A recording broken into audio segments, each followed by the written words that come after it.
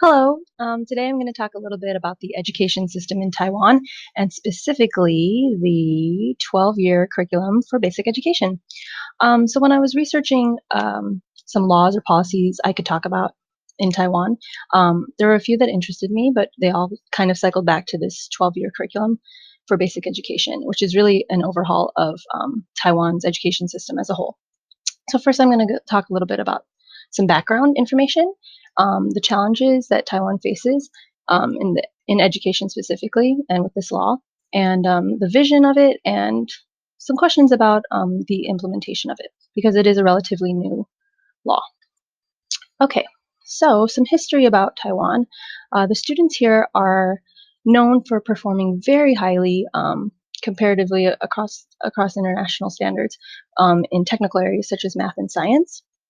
However, um, a study showed a study about trends in international mathematics and science study from 1997, 2003, and 2007 showed that although Taiwan students were among the most successful in this area, they were severely lacking in confidence and critical reasoning and critical thinking.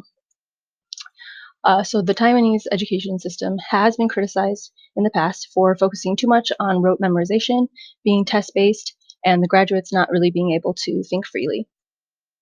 Um, so previously, from 1968, there was a 9-year curriculum, 6 years elementary and 3 years junior high. So this law is adding 3 more years to that. However, they're adding more than just 3 years. This new curriculum is looking to resolve a lot of the criticisms and problems that were in the 9-year curriculum. So some of the things that are going to go along with this is creating exam-free pathways to upper secondary school. So that goes with taking the emphasis off test-based, um, offering high-quality early childhood education, and decentralizing an overly restrictive curriculum. And with that, they're allowing more experimental education. So all of this was introduced in the white paper on human resource development. Okay, it was published in 2011, and it was supposed to go into implementation in 2014. However, it's 2018 and it's still being implemented in a lot of areas. It hasn't quite reached the whole island. And actually, this has been a 30-year process. The idea was first introduced in the 80s, and since then it's been talked about, and slowly it's come into fruition. Okay, so some challenges facing Taiwan. Um, since the 1980s, there's been a huge growth spurt in higher education institutes. Um, Between 1984 and 2014, the number of higher education institutes went from 105 to 159. So that's a 66% growth rate. However, while this is happening, the birth rate has been slowing down steadily, which has created an imbalance between um, human resource supply, how many people are available, and the demand.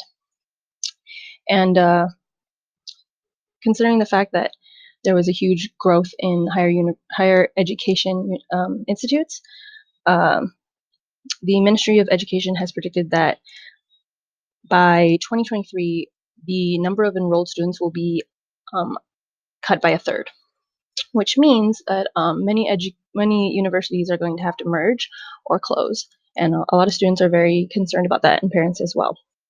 And while that's happening, they're trying to implement this new 12-year curriculum. So there's a lot of things at play going on. So another challenge is how to shift this entire education system and really a societal mindset to being more student learning, because all of this is being implemented by the government, but really it's going to take everyone getting on board, parents, students, before there can really be a change. And Taiwan, their main goal for this, in all the research that I found, is to make Taiwan competitive globally and to meet the standards and to produce citizens who can be global citizens. So Now, the vision of the 12-year curriculum. This is as stated by the government itself. The vision is to facilitate self-actualization, adaptive learning to individual fulfillment, and lifelong learning, which is a very long phrase, not one to be easily remembered. It is more succinct in Chinese. But with this vision, there are three core ideas: spontaneity, interaction, and common good. And these are all based off the ideas of John Dewey. So spontaneity refers to the self-learning ability of students. And with this new curriculum, they plan to aim to inspire rather than to control. There's going to be a focus on interaction between students.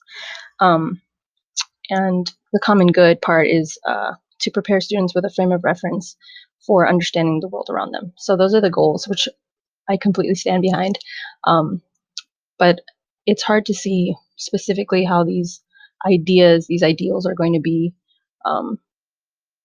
implemented, and like the practical ways in which we'll see this in the everyday lives of students. So that brings me to my last point. How does this affect the day-to-day lives of teachers and students? Honestly, since this is such a new law, it's hard to know how it's affecting students on the ground level. I'm a kindergarten teacher, so I can't really see firsthand how it's changing things. Although I do know from my experience that the pressure on students in Taiwan begins from kindergarten. Where I work, we are sort of seen as a feeder school where we prepare students in English to test into international schools. That's kind of what my school is known for, preparing them to go to private and the good schools. So really, the pressure starts now for them, and it continues and continues. I see this 12-year curriculum as trying to change the mindset, but I don't know how that's going to play out just quite yet. One example I came across is an article about a Taiwanese artist who started working for Pixar, and he was being called the pride of Taiwan. And in an interview, he said, how can you call me that? Don't call me that. I'm more like, this is a direct quote, I'm more like a loser in the system. Taiwan's education focuses on pursuing scores to fulfill the standard answers, and I have achieved neither of them. So he also spoke about how Taiwan values utilitarianism and neglects the personal traits of students. I definitely have seen that to be true, but I see right now there's a great shift happening where the people of Taiwan want to change the education system. And I hope they'll be able to do that. I think this 12-year curriculum has a lot of good ideas within it, but I have no idea how it's going to play out. Like I said, there's a lot of things that will need to be addressed. For example, educators don't really have a very clear idea of the system and how it's supposed to work. They don't have a lot of support or answers of how they're supposed to implement these ideas. Yeah.